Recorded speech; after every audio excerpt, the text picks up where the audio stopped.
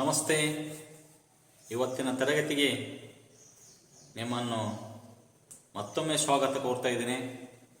ಸ್ವಾಗತ ಕೋರುತ್ತಾ ಇವತ್ತಿನ ಕೆಲವೊಂದು ವಿಷಯಗಳನ್ನು ಅಭ್ಯಾಸ ಮಾಡೋಣ ವಿದ್ಯಾರ್ಥಿಗಳೇ. ಹಾಗಾದರೆ ಹಿಂದಿನ ತರಗತಿಗಳ ಅಭ್ಯಾಸಗಳನ್ನು ಪುನರ್ಮನನ ಮಾಡುತ್ತಾ ನಾವೇನು ಮಾಡೋದಪ್ಪ ಅಂದರೆ ಮುಂದಿನ ತರಗತಿಗೆ ಹೋಗೋಣ ವಿದ್ಯಾರ್ಥಿಗಳು, ಸರಿಯಲ್ಲ? ಹಾಗಾದರೆ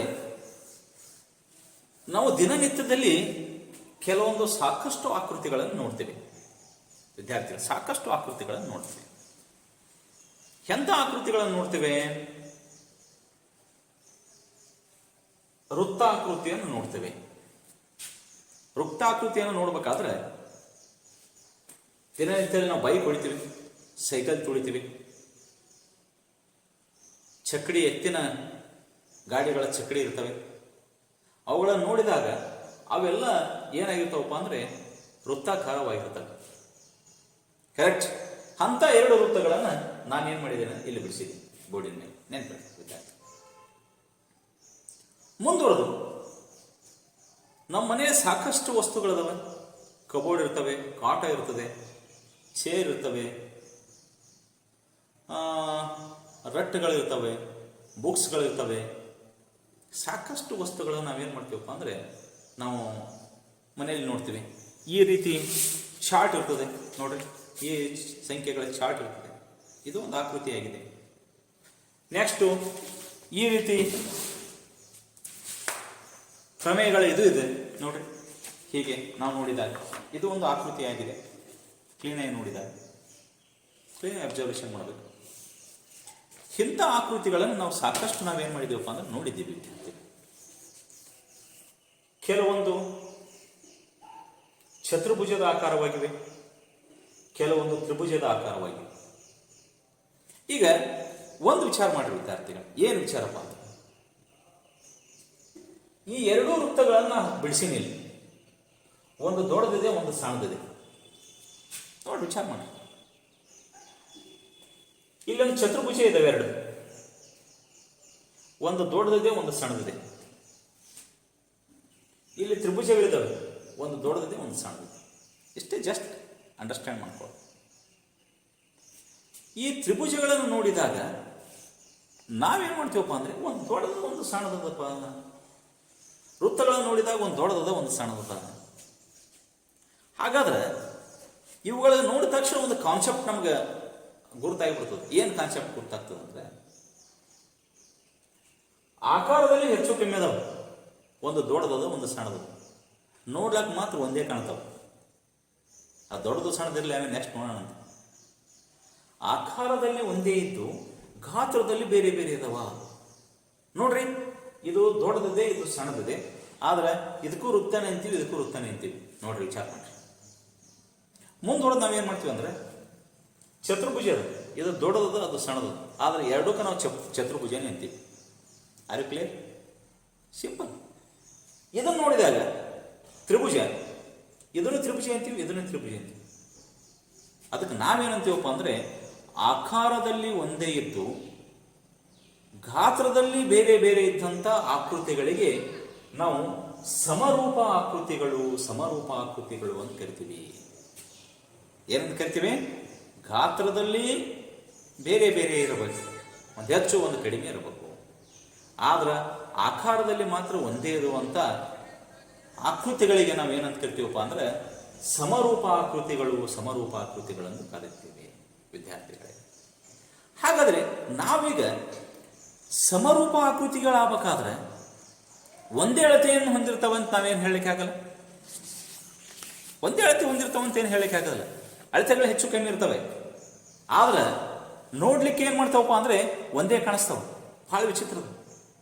ಇಂಥವು ನಾವೇನು ಮಾಡ್ತೀವಪ್ಪ ಅಂದರೆ ಸಮರೂಪ ಆಕೃತಿಗಳಂತ ನಾವು ಪದೇ ಪದೇ ನಿಮಗೆ ಏನು ಮಾಡ್ತೀವಿ ಅಂದರೆ ಹೇಳ್ತಾ ಇದ್ದೀವಿ.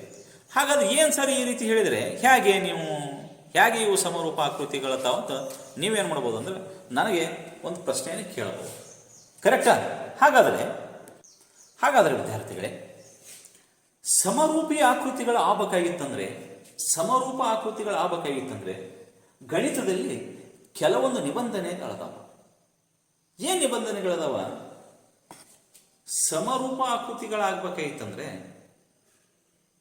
ಎರಡು ಆಕೃತಿಗಳಲ್ಲಿ ಅಥವಾ ಎರಡು ಬಹುಭುಜಾಕೃತಿಗಳು. ಬಹುಭುಜಾಕೃತಿಗಳು ನಿಮ್ಗೆ ಆಲ್ರೆಡಿ ಗೊತ್ತದ ಬ್ರಿಡ್ಜ್ ಕೋರ್ಸ್ನಾಗ. ಏನಪ್ಪ ಬಹುಭುಜಾಕೃತಿ ಅಂದ್ರೆ ಯಾವುದೇ ಒಂದು ಸಮತಲದಲ್ಲಿ 3 ಅಥವಾ 3ಕ್ಕಿಂತ ಹೆಚ್ಚು ಬಿಂದುಗಳಿಂದ ಸೇರಿಸುವಂಥ ರೇಖಾಖಂಡಗಳಿಗೆ ನಾವೇನಂತ ಕರಿತೀವಪ್ಪ ಅಂದರೆ ಬಹುಭುಜಾಕೃತಿಗಳು ಅಂತ ಕರಿತೀವಿ. ತ್ರಿಭುಜ ಒಂದು ಬಹುಭುಜಾಕೃತಿ, ಚತುರ್ಭುಜ ಒಂದು ಬಹುಭುಜಾಕೃತಿ, ಇನ್ನೂ ಸಾಕಷ್ಟು ಆಕೃತಿಗಳು ಬಹುಭುಜಾಕೃತಿಗಳಿವೆ. ಇಂಥ ಬಹುಭುಜಾಕೃತಿಗಳಲ್ಲಿ ಅನುರೂಪ ಭಾವಗಳು ಸಮ ಇರಬೇಕು ಮತ್ತು ಅನುರೂಪ ಕೋನಗಳು ಸಮ ಇರಬೇಕು, ಅಥವಾ ಅನುರೂಪ ಭಾವಗಳು ಸಮ ಇರಬೇಕು ಅಥವಾ ಸಮಾನುಪಾತದಲ್ಲಿರಬೇಕು ಅಂತ ಹೇಳ್ತಾರೆ. ಏನು ಹಿಂಗೆ ಹೇಳಿದ್ರೆ, ಉದಾಹರಣೆ ನಾನು ನಿಮಗೆ ಒಂದು ಉದಾಹರಣೆ ಮೂಲಕ ಚಟುವಟಿಕೆ ಮೂಲಕ ತೋರಿಸ್ತೇನೆ. ಗಮನ, ಒಂದು ಚಟುವಟಿಕೆ, ಇಲ್ಲೊಂದು ಚಟುವಟಿಕೆ, ಇಲ್ಲೊಂದು ಚತುರ್ಭುಜ ಇದೆ, ಇದು ಒಂದು ಚತುರ್ಭುಜ, ಎರಡು ಚತುರ್ಭುಜಗಳ ಗಮನ. ಅನುರೂಪ ಅಂದ್ರೆ ಒಂದೇ ಬದಿಯಲ್ಲಿರುವಂಥ ಭಾವಗಳು, ಒಂದೇ ಬದಿಯಲ್ಲಿರುವಂಥ ಭಾವಗಳಿಗೆ ಅನುರೂಪ ಭಾವಗಳು. ಈಗ ಎರಡು ವ್ಯಕ್ತಿಗಳನ್ನು ಕನ್ಸಿಡರ್ ಮಾಡಿದರೆ, ನನ್ನ ಎಡಗೈ ಇದೆಯಲ್ಲ, ಇನ್ನೊಂದು ವ್ಯಕ್ತಿ ಎಡಗೈ ಇರ್ತದೆ, ಅದಕ್ಕೆ ನಾವು ಅನುರೂಪ, ಅವನ ಎಡಗೈಯ ನನ್ನ ಎಡಗೈ ಅನುರೂಪ ಎಡಗೈಗಳು, ಬಲಗೈ ಅನುರೂಪ ಬಲಗೈಗಳು. ನೆನ್ಪಿಟ್ಕೊಳ್ಳಿ. ಹಾಗಾದ್ರೆ ಇಲ್ಲಿ ಇದಕ್ಕೆ ನಾನು ಒಂದು ಹೆಸರು ಕೊಡ್ತೇನೆ, ABCD ಅಂತ ಕೊಡ್ತೇನೆ. ನೆಕ್ಸ್ಟ್ ಏನ್ ಮಾಡ್ತೇನೆ, ABCD ಐತೆ, EFGH ಹೆಸರು ಕೊಡ್ತೇನೆ. ಇದರ ಕೋನ ಒಂದು 60 ಡಿಗ್ರಿ ಅದಂತ ಕೇಳ್ಕೊಳ್ತೀವಿ. ಇದು 60 ಡಿಗ್ರಿ ಅದು, ಇದು ಒಂದು 70 ಡಿಗ್ರಿ ಅದಂತ ತಿಳ್ಕೊಳ್ತೀವಿ. ಇದು 70 ಡಿಗ್ರಿ ಅದು, ಇದು ಒಂದು 80 ಡಿಗ್ರಿ ಅದಂತ ತಿಳ್ಕೊಳ್ತೀವಿ. ಯಾಕಂದ್ರೆ 130 210, ಹೌದಾ? 210 360 210 0 5 150, ಇದು 150. ಯಾಕೆ ಹಿಂಗೆ ಬರ್ತೀನಿ ಹೇಳ್ಬೋಣ? ಯಾಕೆ ಹಿಂಗೆ ಬರ್ತೀನಿ? ಇದು 80. ಯಾಕೆ ಬರ್ತೀನಿ ಹೇಳ್ಬೋಣ? ಯಾವುದೇ ಚತುರ್ಭುಜದ ಒಳಕೋನಗಳ ಮೊತ್ತ ಎಷ್ಟಕ್ಕೆ ಸಮ ಇರಬೇಕು? 360 ಡಿಗ್ರಿಗೆ ಸಮ ಇರ್ತದೆ. Be careful. ಕ್ಲಿಯರ್? ಇದು ಅರ್ಥ ಮಾಡ್ಬೇಕು ಫಸ್ಟ್, ಅದಕ್ಕೆ ನಾ ಬರ್ತೇನೆ. ಈ ವಿಚಾರ ಮಾಡ್ರಿ, ಅನುರೂಪ ಭಾವಗಳ ಈ ದೊಡ್ಡ ABCD ಮತ್ತು EFGH ಚತುರ್ಭುಜಗಳಲ್ಲಿ AD ಅದಲ್ಲ, ಈ ADಗೆ ಅನುರೂಪ ಇದು EH ಇದೆ, ಇವು ಸಮ ಇರ್ತಾವೆ. ಅದೇ ರೀತಿ BC ಅದಲ್ಲ, BCಗೆ ಅನುರೂಪ EF ಆಗಿರುತ್ತೆ ಅಥವಾ FG ಆಗಿತ್ತು. ಇದಕ್ಕೆ ಅನುರೂಪ ಭಾವಗಳು ಅಂತ ಕರಿತೀವಿ. ಅದೇ ರೀತಿ DC ಅದಲ್ಲ, ಇದಕ್ಕೆ ಅನುರೂಪ HG ಅಂತ ಕರಿತೀವಿ. ಕರೆಕ್ಟ್? ಹಾಗಾದ್ರೆ ABಗೆ ಇದು AB ಅಂತ ನೋಡ್ರಿ, ಇದು ABಗೆ ಯಾವಾಗ ಅನುರೂಪ ಅಂದ್ರೆ EF. ಇಂಥವ್ಗೆ ನಾವು ಅನುರೂಪ ಭಾವಗಳು ಅಂತ ಕರಿತೀವಿ. ಮುದ್ದು ವಿದ್ಯಾರ್ಥಿಗಳು ನೆನ್ಪಿಟ್ಕೋರಿ. ಇಂಥ ಅನುರೂಪ ಭಾವ ಅಂದ್ರೆ ಒಂದೇ ಬದಿಯಲ್ಲಿ ಮತ್ತು ಮುಂದುವರೆದು ನಾವು ಏನು ಮಾಡ್ತೀವಿ ಅಂದ್ರೆ ಅನುರೂಪ ಕೋನಗಳು ಸಮವಾಗಿರಬೇಕು ಅಂತ ಕರಿತೀವಿ. ಅನುರೂಪ ಕೋನಗಳು ಸಮವಾಗಿರಬೇಕು. ಹೇಗೆ ಅನುರೂಪ ಕೋನಗಳು ಸಮವಾಗಿರಬೇಕು? ಕೋನ ಬಿಗೆ ಕೋನ H ಸಮ ಇರ್ತದೆ, ಅನುರೂಪ ಕೋನಗಳು ಸಮ ಇರ್ತವೆ. ಹೌದಾ? ನಮ್ಮ ಕೋನ ಎಗೆ ಏನಿರ್ತದಪ್ಪ ಅಂದ್ರೆ ಕೋನ E ಆಗಿರ್ತದೆ. ಕೋನ ಸಿಗೆ ಏನಾಗಿರ್ತದೆ ಅಂದ್ರೆ ಕೋನ G ಆಗಿರ್ತದೆ. ಇವಕ್ಕೆ ನಾವು ಅನುರೂಪ ಕೋನಗಳು ಸಮವಾಗಿರುತ್ತವೆ ಅಂತ ಕರಿತೀವಿ. ಮತ್ತು ಅನುರೂಪ ಭಾವಗಳು ಸಮ ಮತ್ತು ಸಮಾನುಪಾತದಲ್ಲಿ ಇರುತ್ತವೆ. ಸಮಾನುಪಾತ ಅಂದ್ರೆ ಹೆಂಗೆ ಹೇಳ್ತೇನೆ ಕೇಳ್ರಿ. ಈ ಭಾವಗಳನ್ನು ಬರಿತೀನಿ. ಇದನ್ನ ಹೆಂಗೆ ಬರಿಬೋದು ಅಂದ್ರೆ AD ಡಿವೈಡೆಡ್ ಬೈ EH ಅಂತ ಬರಿತೀನಿ. ಇದು ಸಮಾನುಪಾತ ಅನುಪಾತ. Is equals BC by FG ಅಂತ ಬರಿತೀನಿ. Is equals DC by HG ಅಂತ ಬರಿತೀನಿ. Is equals AB divided by EF ಅಂತ ಬರಿತೀನಿ. ನೆನ್ಪಿಡ್ಬೇಕು. ಹೆಂಗ್ ಸಮಾನುಪಾತ? ಗಮನದಲ್ಲಿ ಈ ಭಾವು 8 ಇತ್ತಂದ್ರೆ ಈ ಭಾವು 8 ಇದ್ರೆ ಇದು 4 ಇರ್ತದೆ. ಈ ಭಾವು 7 ಇತ್ತಂದ್ರೆ ಈ ಅನುರೂಪ ಯಾವುದು? ಇದು 14 ಇರ್ತದೆ. ಅಥವಾ ಇದು 14 ಇತ್ತ, ಇದು 14 ಇತ್ತಂತ ಹೇಳಿ ಇದು 7 ಇರ್ತದೆ. ಇದು 8 ಇತ್ತಂತ ಹೇಳಿರಿ ಇದು 4 ಇರ್ತದೆ. ಇದು 3 ಇತ್ತಂತ ಹೇಳಿರಿ ಇದು 6 ಇರ್ತದೆ. ಇದು 2 ಇತ್ತಂತ ಹೇಳಿರಿ ಇದು 4 ಇರ್ತದೆ. ಅನುಪಾತ ಸಮಾನುಪಾತದಲ್ಲಿ ವಿಭಾಗಿಸ್ತಾವೆ. ಸಮಾನುಪಾತ ಇರ್ತದೆ. ಹೇಗೆ ಸಮಾನುಪಾತ ನೋಡಿ ನಾ ಬರೀತೇನೆ. AD by EH. AD ನೋಡ್ರಿ 4 ಇದೆ, ಇದು EH 8 ಇದೆ. ಹಾಗಾದ್ರೆ 4 ಬೈ 8 ಈಸ್ ಈಕ್ವಲ್ಸ್ ಎಷ್ಟಪ್ಪ? 1/2. 4 ಒಂದಲೇ 4 2. ಎಲ್ಲ ಸೇಮ್ ಆನ್ಸರ್ ಬರಬೇಕು. ಅದಕ್ಕೆ ನಾವೇನಂತ ಕರಿತೀವಿ? ಸಮಾನುಪಾತ ಅಂತ ಕರಿತೀವಿ ವಿದ್ಯಾರ್ಥಿಗಳು. ಗಮನ ಇರಬೇಕು. ನೆಕ್ಸ್ಟ್ ಹೇಳ್ರಿ, AB ಡಿವೈಡೆಡ್ ಬೈ EF. ಈಗ 14 ಡಿವೈಡೆಡ್ ಬೈ 7 ಅಥವಾ ಇದು 14. ಎಸ್ ಬರ್ತಾರೆ. ನೋಟ್ ಔಟ್ ಸ್ವಲ್ಪ ಉಲ್ಟಾ ಪಲ್ಟ ನಾವು ಬರೆದಿವಿ. ಇದು ಏನಿರ್ತದಪ್ಪ ಅಂದ್ರೆ ಇದು 8 ಬರ್ಬರಿ, ಇದು 4 ಬರ್ಬರಿ, ಎಲ್ಲ ಒಂದೇ ಸೇಮ್ ನೋಡೋಣ. ಈಗ 8 ಡಿವೈಡೆಡ್ ಬೈ 4 ಅಥವಾ ಏನಾಗ್ತದೆ? 4 ಒಂದಲೇ 4 2. ಇದು 2 ಆಗ್ತದೆ. ಸಿಂಪಲ್. 1/2 2 ಸೇಮ್. ನೆಕ್ಸ್ಟ್ 7 ಒಂದೇ 7 2 2. ಅದೇ ರೀತಿ ನಾವು ಏನ್ ಮಾಡ್ತೀವಪ್ಪ ಅಂದ್ರೆ ನೆಕ್ಸ್ಟ್ ಬರೀರಿ, ಇದು ಬರೀರಿ BC by FG. 4 divided by 2. ಮತ್ತಿದು ಏನಾಯ್ತದೆ? 2. ಪ್ರತಿಯೊಂದನ್ನು ಭಾಗಿಸಿದಾಗ ಸೇಮ್ ಆನ್ಸರ್ ಬರ್ತದೆ. ಅದಕ್ಕೆ ನಾವೇನಂತ ಕರಿತೀವಿ ಅಂದ್ರೆ ಕೊಟ್ಟಿರುವ ಬಹುಭುಜಾಕೃತಿಗಳ ಅನುರೂಪ ಭಾವಗಳು ಸಮ ಅನುಪಾತದಲ್ಲಿರ್ತವೆ ಅಥವಾ ಸಮ ಇರ್ತವೆ, ಸಮಾನುಪಾತದಲ್ಲಿರ್ತವೆ ಅಂತ ನಾವು ಹೇಳ್ತೀವಿ. ಮತ್ತು ಅನುರೂಪ ಕೋನಗಳು ಕೂಡ ಏನಾಗಿರ್ತಾವಪ್ಪ ಅಂದ್ರೆ ಸಮವಾಗಿರುತ್ತವೆ ವಿದ್ಯಾರ್ಥಿಗಳು. ನೆನ್ಪಿಡ್ರಿ. ಇಂಥವ್ರು ನಾವೇನಂತ ಕರಿತೀವಪ್ಪ ಅಂದ್ರೆ ಸಮರೂಪ ಆಕೃತಿಗಳು ಅಂತ ಕರಿತೀನಿ. ಆಯ್ತಾ ಗೊತ್ತಾ? ನಾನು ನಿಮ್ಮೊಂದು ಕನ್ಫ್ಯೂಸ್ ಮಾಡ್ಲಿಕ್ಕೆ ಏನು ಮಾಡ್ತೀನಿ ಅಂದ್ರೆ 2 ಚಿತ್ರ ಕೊಟ್ಬಿಡ್ತೇನೆ. ಅದು ಸುಲ ಏನಿದ್ರೆ 2 ಚಿತ್ರ ಕೊಟ್ಬಿಡ್ತೇನೆ. 2 ಚಿತ್ರ ಕೊಟ್ಬಿಟ್ಟು ಅವುಗಳ ಅನುರೂಪ ಭಾವಗಳ ಅನುಪಾತ ಬರೀರಿ ಅಂತೀನಿ. ಹೆಂಗಪ್ಪ ಅಂದ್ರೆ ಇಲ್ಲಿ 2 ಇದು ಒಂದು ಐತಿ, 2 ಟ್ರಾಪಿಜಿಗಳದಾವ. ಇದೊಂದು ಟ್ರಾಪಿಜಿ ಐತಿ, ಇದು ಇಲ್ಲೊಂದು ಟ್ರಾಪಿಜಿ ಐತಿ. ಒಂದು ದೊಡ್ಡ ಟ್ರಾಪಿಜಿ ಐತಿ, ಸಣ್ಣ ಟ್ರಾಪಿಜಿ ಐತಿ ಅನ್ಕೋ. ನಾನು ಈ ಕೋನವನ್ನು ಕೊಡ್ತೇನೆ 60 ಡಿಗ್ರಿ, ಈ ಕೋನ 70 ಡಿಗ್ರಿ ಕೊಟ್ಟಿರ್ತೇನೆ, ಈ ಕೋನವನ್ನು 70 ಡಿಗ್ರಿ ಕೊಡ್ತೇನೆ, ಈ ಕೋನ ಕ್ವಶನ್ ಮಾರ್ಕ್ ಇಡ್ತೇನೆ. ಈ ಕೋನ ಒಂದು 130 ಒಂದು 80 ಅಥವಾ ಒಂದು 100 ಹಿಡ್ಬಾರ್ದು.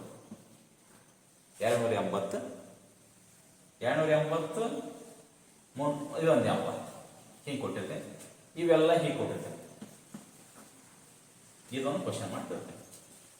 ಅವಾಗ ನೀವೇನ್ ಮಾಡಬೇಕಪ್ಪ ಅಂದ್ರೆ ಅನುರೂಪ ಕೋನಗಳನ್ನು ಕಂಡುಹಿಡಿಬೇಕು. ಹೇಗೆ ಕೋನ ಹಿಡ್ತೀರಿ? ಇದು 60 ಡಿಗ್ರಿ, ಇದು 60 ಡಿಗ್ರಿ ಇರಲೇಬೇಕು. ಇದು 80 ಡಿಗ್ರಿ, ಇದು 80 ಡಿಗ್ರಿ ಇರಬೇಕು. ಯಾಕಂದ್ರೆ ಇದು ಒಂದು ABCD ತ್ರಾಪಿಜ್ಯವಾಗಿದ್ದರೆ ಇದು EFGH ತ್ರಾಪಿಜ್ಯವಾಗಿದ್ದರೆ D ಅನುರೂಪ ಕೋನ H ಆಗಿರ್ತದೆ. ನೆನ್ಪಿಟ್ಕೊಳ್ಳಿ. ಎದ ಅನುರೂಪ ಕೋನ E ಆಗಿರ್ತದೆ, B ದ ಅನುರೂಪ ಕೋನ F ಆಗಿರ್ತದೆ. ಹಾಗಾದ್ರೆ C ದ ಅನುರೂಪ ಕೋನ G ಆಗಿರ್ತದೆ. ವಿದ್ಯಾರ್ಥಿ ನೆನ್ಪಿಟ್ಕೊಳ್ಳಿ. ಹೀಗೆ ನಾವೇನ್ ಮಾಡಬೇಕಪ್ಪ ಅಂದ್ರೆ ಕೊಟ್ಟಿರುವ ಅನುರೂಪ ಕೋನಗಳನ್ನು ಕಂಡುಹಿಡಬೇಕು. ಒಂದ್ ವೇಳೆ ಅವ್ರು ಏನ್ ಕೇಳ್ತಾರಪ್ಪ ಅಂದ್ರೆ ಇದು 7 ಕೊಡ್ತಾರೆ ಅನ್ಕೋರಿ, ಇದು 14 ಕೊಡ್ತಾರೆ, ಅಥವಾ ಇದು ಒಂದು 5 ಕೊಡ್ತಾರೆ, ಇದು ಒಂದು 10 ಕೊಡ್ತಾರೆ. ಕ್ಲಿಯರ್? ಇದು ಒಂದು 12 ಕೊಡ್ತಾರೆ, ಇದು ಒಂದು 24 ಕೊಡ್ತಾರೆ. ಇದು ಒಂದು 3 ಕೊಡ್ತಾರ, ಇದು ಕ್ವಶನ್ ಮಾರ್ಕ್ ಹಾಕ್ತಾರೆ. ಹಾಗಾದ್ರೆ ಅನುರೂಪ ಭಾವಗಳ ಅನುಪಾತವು ಸಮಾನುಪಾತದಲ್ಲಿ ಇರುತ್ತದೆ ಅಂತ ಹೇಳಿದೆ.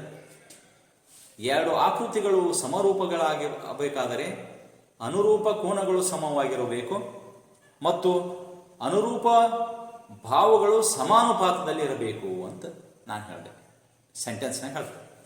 ಆ ಸೆಂಟೆನ್ಸ್ ಪ್ರಕಾರ ನಾವೇನು ಮಾಡ್ತೀವಪ್ಪ ಅಂದರೆ ಅನುರೂಪ ಕೋನಗಳು ಏನಾಗಿದ್ವು ಸಮ ಅದಾವ, ನೋ ಡೌಟ್ ಇಟ್ಟ, ಏನು ಸಮಸ್ಯೆ ಸಮಾನ. ಹಾಗಾದ್ರೆ ಅನುರೂಪ ಭಾವಗಳ ಸಮಾನುಪಾತದಲ್ಲಿ ಅಂದ್ರೆ ನೋಡೋದು, ಈ ಅನುರೂಪ ಭಾವ ಇದಕ್ಕೆ ಕರೆಕ್ಟ್ ಅದ.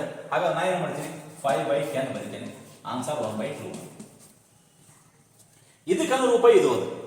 ಹಾಗಾದ್ರೆ 12/24 ಬರೀತೀನಿ, 12 1 12 24 1/2 ಬಂತು.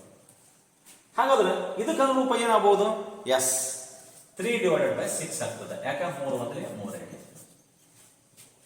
ಹೀಗೆ ನಾವು ಏನ್ ಮಾಡ್ತೀವಪ್ಪ ಅಂದ್ರೆ ಕೊಟ್ಟಿರುವಂತ ಆಕೃತಿಯ ಸಮರೂಪತೆಯನ್ನ ನಾವೇನ್ ಮಾಡ್ತೀವಿ ಅಂದ್ರೆ ವಿದ್ಯಾರ್ಥಿಗಳಿಗೆ ಗುರುತಿಸ್ತೇವೆ. ಹಾಗಾದ್ರೆ ಸಮರೂಪತೆಯನ್ನು ಗುರುತಿಸಿದಾಗ ಮುಂದೆ ನಾವು ಚಾಪ್ಟರ್ ಹೆಸರೇನಂದ್ರೆ ತ್ರಿಭುಜಗಳು. ಆಲ್ರೆಡಿ ನಾವು 8ನೇ ಕ್ಲಾಸ್ನ ತ್ರಿಭುಜಗಳ ಬಗ್ಗೆ ಅಭ್ಯಾಸ ಮಾಡಿದ್ದೀವಿ, ಹೌದಲ್ಲ? ಆಲ್ರೆಡಿ ನಾವು ಏನು ಮಾಡಿದ್ದೀವಪ್ಪ ಅಂದರೆ ತ್ರಿಭುಜಗಳ ಬಗ್ಗೆ ಅಭ್ಯಾಸ ಮಾಡಿದ್ದೀವಿ. ತ್ರಿಭುಜ ಎಂದರೆ ಏನು, ತ್ರಿಭುಜಗಳ ಪ್ರಕಾರಗಳು ಅದಾವ, ಆ ತ್ರಿಭುಜಗಳನ್ನು ಯಾವ ರೀತಿ ರಚನೆ ಮಾಡಬೇಕಂತ ನಾವು ಹಿಂದಿನ ತರಗತಿಯಲ್ಲಿ ನಾವು ಅಭ್ಯಾಸ ಮಾಡಿದ್ದೀವಿ. ಇವತ್ತು ನಾವು ತ್ರಿಭುಜಗಳ ಸಮರೂಪತೆ ಬಗ್ಗೆ ಅಭ್ಯಾಸ ಮಾಡೋಣ ವಿದ್ಯಾರ್ಥಿಗಳೇ. ಸೇಮ್ ಟು ಸೇಮ್ ಎರಡು ತ್ರಿಭುಜಗಳು ಸಮರೂಪ ಆಗಬೇಕಾಗಿತ್ತಂದ್ರೆ ಆ ತ್ರಿಭುಜಗಳ ಅನುರೂಪ ಕೋನಗಳು ಸಮ ಇರಬೇಕು, ಅನುರೂಪ ಭಾವಗಳು ಸಮಾನುಪಾತದಲ್ಲಿ ವಿಭಾಗಿಸ್ತಿರಬೇಕು. ಏನೀಗಂದ್ರೆ ಗಮನ ಇರಬೇಕು, ಅನುರೂಪ ಕೋನಗಳು ಎ ಕೋನ ಒಂದು 80 ಡಿಗ್ರಿ ಆಗಿರಲಿ, ಬಿ ಕೋನ ಒಂದು 60 ಡಿಗ್ರಿ ಆಗಿರಲಿ, ಎಷ್ಟಾಯ್ತು? 140 ಸಿ ಕೋನ ಒಂದು 40 ಡಿಗ್ರಿ ಆಗಿರಲಿ. ಅದೇ ರೀತಿ ಬಿ ಕೋನ 80 ಆಗಿರುತ್ತದೆ, ಸೇಮ್ 80 ಆಗಿರುತ್ತದೆ. ಈ ಕೋನ ಸೇಮ್ 60 ಡಿಗ್ರಿ ಆಗಿರುತ್ತದೆ. ಎಫ್ ಕೋನ ಸೇಮ್ 40 ಡಿಗ್ರಿ ಆಗಿರುತ್ತದೆ. ಅನುರೂಪ ಕೋನಗಳು ಸಮವಾಗಿವೆ, ಇದು ಅರ್ಥ. ಮುಂದುವರೆದು ಅನುರೂಪ ಭಾವಗಳು ಸಮಾನುಪಾತದಲ್ಲಿದ್ದರೆ, ಸಮಾನುಪಾತದಲ್ಲಿರಬೇಕು. ಸಮಾನುಪಾತದಲ್ಲಿದ್ದರೆ ನಾವು ಅದಕ್ಕೆ ಏನಂತ ಕರಿತೀವಪ್ಪ ಅಂದರೆ ಸಮರೂಪ ತ್ರಿಭುಜಗಳು ಅಂತ ಕರಿತೀವಿ. ನೆನ್ಪಿಟ್ಕೋಬೇಕು ವಿದ್ಯಾರ್ಥಿಗಳು. ಓಕೆ, ಹಾಗಾದ್ರೆ ಈಗ ನಾನೇನು ಮಾಡ್ತೀನಿ, ಇಲ್ಲಿ ಒಂದು ಸೇಮ್ ಒಂದು 10 ಕೊಡ್ತೀನಿ, ಇಲ್ಲಿ ಒಂದು 20 ಕೊಡ್ತೀನಿ, ಮತ್ತು 20 ಅಳತೆ ಅಂತಂದ್ರೆ ಅದು ಸಮರೂಪತೆಯನ್ನು ಗುರುತಿಸ್ತದೆ. ಇಲ್ಲಿ ಒಂದು 5 ಕೊಡ್ತೀನಿ, ಇಲ್ಲಿ ಒಂದು 10 ಕೊಡ್ತೀನಿ, ನೀವು ಮಾಡ್ಬೋದು. ಇಲ್ಲಿ 4 ಕೊಡ್ತೀನಿ, ಇಲ್ಲಿ 8 ಕೊಡ್ತೀನಿ. ಹಾಗಾದ್ರೆ ಅನುರೂಪ ಭಾವಗಳು ಯಾವ ಇದರಲ್ಲಿ ಹೇಳ್ರೋಣ? ಅನುರೂಪ ಭಾವಗಳು ಎ ಬಿಗೆ ಅನುರೂಪ ಭಾವವು ಡಿ ಆಗಿದೆ, ಕರೆಕ್ಟ್ ಅನ್ರಿ? ಎ ಸಿಗೆ ಅನುರೂಪ ಭಾವವು ಡಿ ಎಫ್ ಆಗಿದೆ, ಬಿ ಸಿಗೆ ಅನುರೂಪ ಭಾವವು ಇ ಎಫ್ ಆಗಿದೆ. ಸರಿಯಲ್ಲ? ಕರೆಕ್ಟ್ ಆಗ್ತದಲ್ಲ? ಹಾಗಾದರೆ ನೆನಪಿರಲಿ ಮುದ್ದು ವಿದ್ಯಾರ್ಥಿಗಳೇ, ನೀವು ಅನುಪಾತವನ್ನು ಗುರುತಿಸಿದಾಗ ಒಂದೇ ಬಂತು ಅಂದರೆ ಸೇಮ್ ಅನುಪಾತ, ಒಂದೇ ಆನ್ಸರ್ ಬರ್ತವೆ. ಅವುಗಳಿಗೆ ನಾವೇನೆಂದು ಕರಿತೀವಿ ಅಂದರೆ ಸಮಾನುಪಾತ, ಸಮಾನುಪಾತ ಅಂತ ಕರಿತೀವಿ. ಒಂದು ವೇಳೆ ನಿಮ್ಗೆ ಕನ್ಫ್ಯೂಸ್ ಮಾಡ್ಲಿಕ್ಕೆ ಹಿಂಗೆ ಕೊಟ್ರೆ ಗಮನ, ಇದೊಂದು ತ್ರಿಭುಜ ಹಾಕಿದ್ದೀನಿ, ಇಲ್ಲೊಂದು ಸರಳ ರೇಖೆ ಆಗ್ಬೋದು. ಇದು ಹೀಗೂ ಇರ್ಬೋದು, ಈಗ ಹೀಗೂ ಇರ್ಬೋದು, ಎರಡು ಒಂದೇ ಸೇಮ್. ಉಲ್ಟಾ ಪಲ್ಟಾ ಹಾಕಿವಿ ಅಷ್ಟೇ, ಗಮನ ಗಾಬರಿ ಆಗ್ಬೇಡಿ. ಉಲ್ಟಾ ಪಲ್ಟಾ ಹಾಕಿ ನಾನು ಸೀದಾ ನಿಲ್ಲಿಸಿ ಆಟ ಹಾಕೀನಿ. ಇದ್ರ ಹೆಸರು ಎ ಬಿ ಸಿ ಅನ್ಕೊಳ್ಳಿ, ಇದು ಡಿ ಎಫ್ ಅನ್ಕೊಳ್ಳಿ ಅಥವಾ ಡಿ ಇ ಅನ್ಕೊಳ್ಳಿ. ಏನಂದ್ರೆ ಒಂದು ತ್ರಿಭುಜದಲ್ಲಿ 3 ಭಾವಗಳಿರ್ತವೆ. ಆ 3 ಭಾವದಲ್ಲಿ ಒಂದು ಭಾವಿಗೆ ಸಮಾಂತರವಾಗಿ ಒಂದು ಸರಳ ರೇಖೆಯನ್ನು ಡಿ ಎಳೆದನಿ. ನೋಡ್ರಿ ಎಷ್ಟು ಚಂದ. ಒಂದು ತ್ರಿಭುಜದ ಒಂದು ಬಾಹುವಿಗೆ ಸಮಾಂತರವಾಗಿ ಒಂದು ಸರಳ ರೇಖೆಯನ್ನು ಎಳೆದನಿ. ಆ ಸರಳ ರೇಖೆ ತ್ರಿಭುಜವನ್ನು ಸಮಾನುಪಾತದಲ್ಲಿ ವಿಭಾಗಿಸುತ್ತದೆ. ಸೇಮ್ ಟು ಸೇಮ್ ಇದು ಒಂದೇ ನೋಡ್ರಿ. ಎ ಬಿಗೆ ಸಮಾನುಪಾತ ಡಿ ಅದ.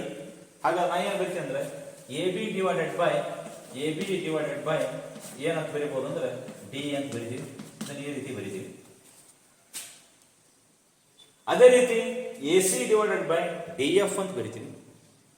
ಅದೇ ರೀತಿ B C divided by E F ಅಂತ ಬರಿತೀವಿ. ವಿದ್ಯಾರ್ಥಿ ಸಿಂಪಲ್ ಇರುತ್ತೆ, ಕ್ಲಿಯರ್ ಆಗುತ್ತದೆ. ಹೀಗಿರುವಾಗ ನೆನಪಿರಲಿ, ಹೀಗಿರುವಾಗ ಈ ರೀತಿ ತ್ರಿಭುಜ ಕೊಟ್ಟ ನಾವು ಹೇಗೆ ಬರ್ಬೋದು ನೋಡ್ರಿ. A D divided by D B ಆಗ್ತದೆ.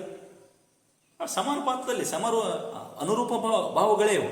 ಅದೇ ರೀತಿ A E divided by E C ಆಗ್ತದೆ. D E divided by B C ಆಗ್ತದೆ. ಅನುರೂಪ ಬಾಹುಗಳು ಯಾವುದೇ ಒಂದು ತ್ರಿಭುಜಕ್ಕೆ ಬೇಕಾದ್ರೆ ಇಲ್ಲಿ ನೋಡ್ರಿ ನೀವು P Q R S T ಹಿಂಗೆ ಕೊಡೋಣ, ಅಥವಾ ಎಕ್ಸ್ ವೈ ಕೊಡೋಣ. ಕೊಟ್ಟಾಗ ಇಲ್ಲಿ ಎರಡು ತ್ರಿಭುಜಗಳು ಉಂಟಾಗ್ತವೆ, ಅಲ್ಲಿ ಎರಡು ತ್ರಿಭುಜಗಳು ಉಂಟಾಗ್ತವೆ. ಈ ಎರಡೂ ತ್ರಿಭುಜಗಳಲ್ಲಿ ಏನಾಗ್ತದಪ್ಪ ಅಂದ್ರೆ ಅನುರೂಪ ಬಾಹುಗಳದಾವೆ. ಆ ಅನುರೂಪ ಬಾಹುಗಳು ಏನು ಮಾಡ್ತಾವೆ ಅಂದ್ರೆ ಸಮಾನುಪಾತದಲ್ಲಿ ವಿಭಾಗಿಸ್ತವೆ. ಹಾಗಾದ್ರೆ ನಾವು ಹೇಗೆ ಬರೀಬಹುದು ಅಂದ್ರೆ ನೋಡ್ರಿ, ಇದನ್ನು ಬರೆಯುವುದು, ಇದೊಂದು ಚೂರು ಅಳಗಿಸ್ತೇನೆ ಬೇಕಂದ್ರೆ, ಇದನ್ನು ಸ್ವಲ್ಪ ಅಳಗಿಸ್ತೇನೆ, ಮೇಲೆ ಅಳಗಿಸ್ತೇನೆ ಹೇಳ್ತೇನೆ. ಹೇಗೆ ಬರೀಬಹುದು ಅಂದ್ರೆ ಇದು A D divided by D B ಅಂತ ಬರೀಬಹುದು. D B is equals A E divided by E C ಅಂತ ಬರೀಬಹುದು. ಮುಂದುವರೆದು ಹೆಂಗೆ ಬರೀಬಹುದು ಅಂದ್ರೆ D E divided by B C ಅಂತ ಬರೀಬಹುದು. ನೆನಪಿಟ್ಕೊಳ್ಳಿ. ಕ್ಲಿಯರ್ ಐಡಿಯಾ ಬರ್ತದೆ. ಈ ರೀತಿಯಾಗಿ ನಾವೇನು ಮಾಡಬಹುದು ಅಂದ್ರೆ ಈ ರೀತಿ ಬರೆಯುವುದರಿಂದ ಇದಕ್ಕೆ ನಾವು ಏನಂತ ಕರಿತೀವಪ್ಪ ಅಂದ್ರೆ ಸಮರೂಪ ಅಂತ ಕರಿತೀವಿ. ಈಗ ಒಂದು ವೇಳೆ ಎರಡು ತ್ರಿಭುಜಗಳು ಸಮರೂಪಿಗಳಾಗಿವೆ ಅಂತ ಬರಿಬೇಕಾಗಿತ್ತ ನಮ್ಗೆ ಹೇಳ್ತಾರೆ ಟೀಚರ್. ಏನು ಮಾಡ್ತಾರೆ ಅಂದ್ರೆ ಹೇಳ್ಬಿಡ್ತಾರೆ, ಏನೋ ತ್ರಿಭುಜ ಎ ಬಿ ಸಿ ಮತ್ತು ತ್ರಿಭುಜ ಡಿ ಎಫ್ ಗಳು ಸಮರೂಪಿಗಳಾಗಿವೆ ಅಂತ ಹೇಳಿದ್ರೆ ನಾವು ಹೆಂಗೆ ಬರಿಬೇಕು? ತ್ರಿಭುಜ ಎ ಬಿ ಸಿ ಸಮರೂಪಿ, ಗಮನ ಇರಲಿ, ಸಮರೂಪಿ ಮೂರು ನಾಮ. ತ್ರಿಭುಜ ಡಿ ಎಫ್. ಈಗ ಇನ್ನೊಮ್ಮೆ ಹೊಸ ಚಿಹ್ನೆ ಬಂದದ, ಈಗ ಹೊಸ ಸಿಲೆಬಸ್. ಹೇಗಂದ್ರೆ ಈಗ ಸಮರೂಪಿ ಚಿಹ್ನೆ ಸಣ್ಣ ಜಸ್ಟ್ ಅಮೇರಿಕದ ಡಾಲರ್ ಬರ್ದಂಗೆ ಬರಿತೀವಿ, ಎಸ್ ಚಿಹ್ನೆ ಟೈಪ್. ಇದು ಏನಪ್ಪಾ ಅಂದ್ರೆ ಎ ಬಿ ಸಿ ಸಮರೂಪ ಡಿ ಎಫ್ ತ್ರಿಭುಜಗಳು ಅಂದಂಗ.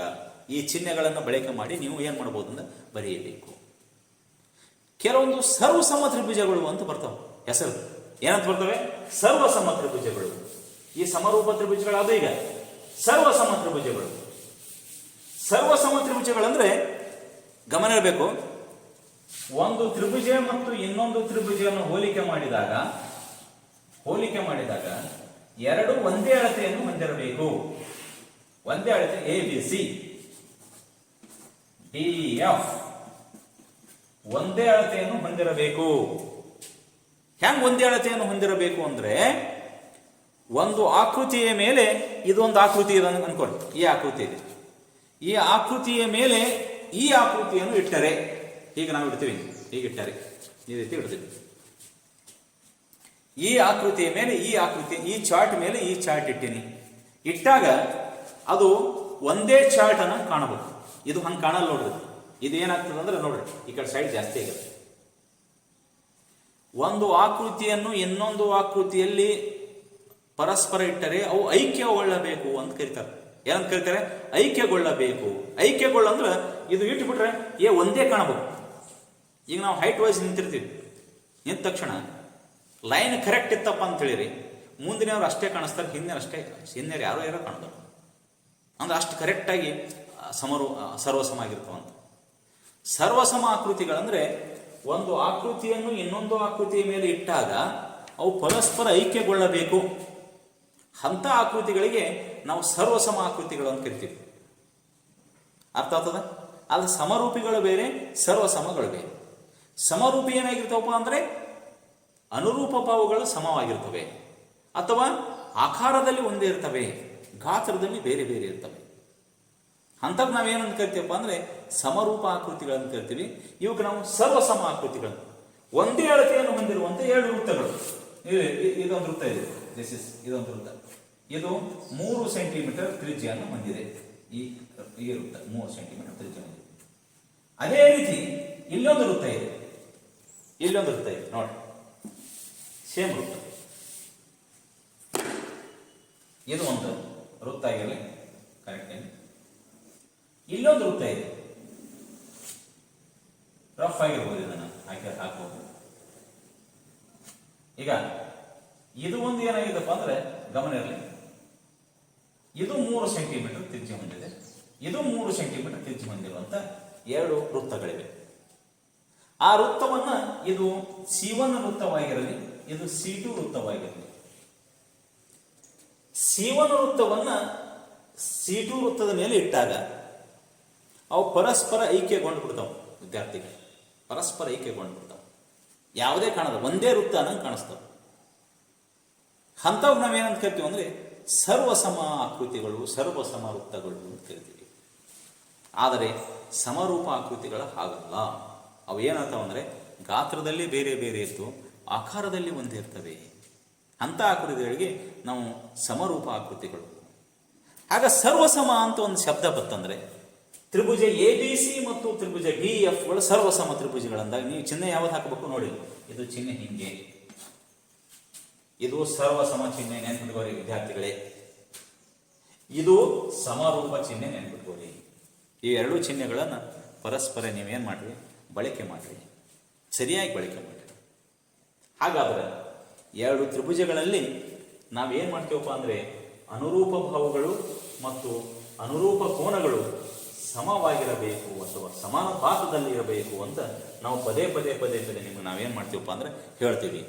ಗಮನ ಇರಬೇಕು, ಇಲ್ಲಿ ಒಂದು ಕಿರಣದ, ಇಲ್ಲೊಂದು ಕಿರಣ, ಈ ಎರಡೂ ಕಿರಣಗಳು ಏನಾಗ್ಯಾವ ಅಂದರೆ ಪರಸ್ಪರ ಒಂದು ಬಿಂದುವಿನಲ್ಲಿ ಎ ಎಂಬ ಬಿಂದುವಿನಲ್ಲಿ ಸಂಧಿಸಿದೆ. ಇದಕ್ಕೆ ನಾ AX ಅಂತ ಕರಿತೇನೆ, ಹೆಸರು ಕೊಟ್ಟಿನಿ ಅಷ್ಟೇ. ಇದು ಏನು ಮಾಡಿದ್ದೇನೆ, AY ಅಂತ ಕೊಟ್ಟಿದ್ದೆ, AY ಹೆಸರು ಕೊಟ್ಟಿದ್ದೆ. ಅದರಲ್ಲಿ ನಾ ಏನು ಮಾಡೀನಂದ್ರೆ ಇಲ್ಲೊಂದು ಸರಳ ರೇಖೆ ಹೇಳ್ತೇನೆ, ಇಲ್ಲೊಂದು ಸರಳ ರೇಖೆ ಹೇಳ್ತೇನೆ, ಎಳಿಬೋದಲ್ಲ ಹಿಂಗೆ, ನೋ ಡೌಟ್. ಇದು ಏನಪ್ಪ ಅಂದರೆ ಇಲ್ಲೊಂದು ಬಿಂದು ಗುರುತಿಸಿನಿ, ಇದು P ಆಗಿದೆ, ಇದು Q ಆಗಿದೆ ಬಿಂದು. ನೆಕ್ಸ್ಟ್ ಇದು D ಆಗಿದೆ, ಇದು E ಆಗಿದೆ, ಆಗಿರ್ತವೆ. ಇದು R ಆಗಿದೆ, ಇದು B ಆಗಿದೆ, ಇದು C ಆಗಿದೆ.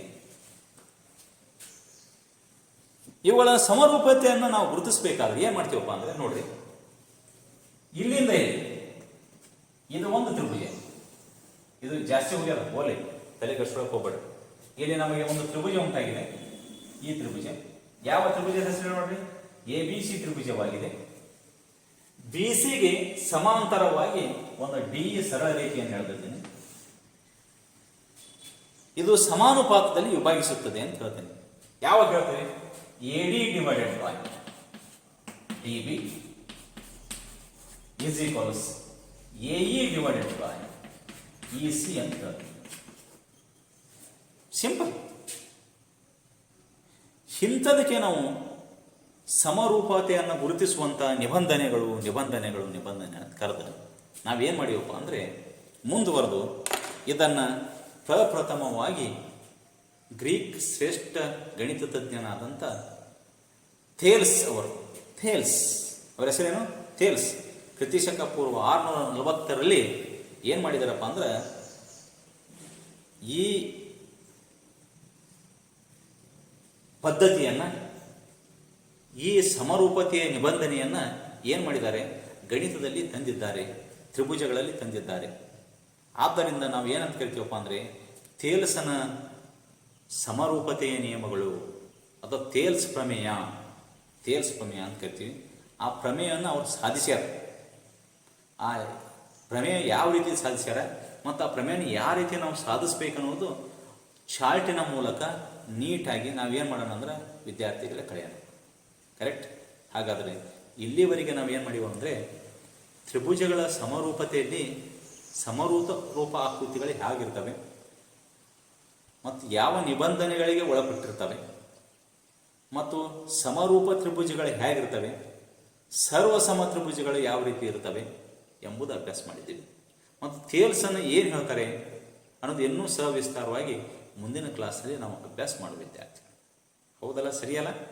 ಓಕೆ. ಹಾಗಾದ್ರೆ ನೀವೇನು ಮಾಡಬೇಕಪ್ಪ ಅಂದರೆ ಕೆಲವೊಂದು ಸಮರೂಪ ಆಕೃತಿಗಳನ್ನು ಹಾಕೊಂಬರ್ರಿ ನಾಳೆ ಚಾರ್ಟಲ್ಲಿ. ರೇಖಾಗಣಿತದ ಕೆಲವೊಂದು ಸಮರೂಪ ಆಕೃತಿಗಳನ್ನು ನೀವು ಹಾಕೊಂಬರ್ತಿರಲ್ಲ? Okay, good. ಹಾಗಾದರೆ ಇವತ್ತಿನ ತರಗತಿಯನ್ನು ನಾನು ಇಲ್ಲಿಗೆ ಮುಗಿಸ್ತೇನೆ. ಮುಂದಿನ ತರಗತಿಯನ್ನು ನಾನು ಏನು ಮಾಡ್ತೀನಪ್ಪ ಅಂದರೆ ನೆಕ್ಸ್ಟ್ ಥೇಲ್ಸ್ ಪ್ರಮೇಯದ ಮೂಲಕ ಪ್ರಾರಂಭ ಮಾಡೋಣ ವಿದ್ಯಾರ್ಥಿಗಳು. ಸರಿನಾ? Okay, thank you once again. ನಿಮಗೆ ಶುಭವಾಗಲಿ.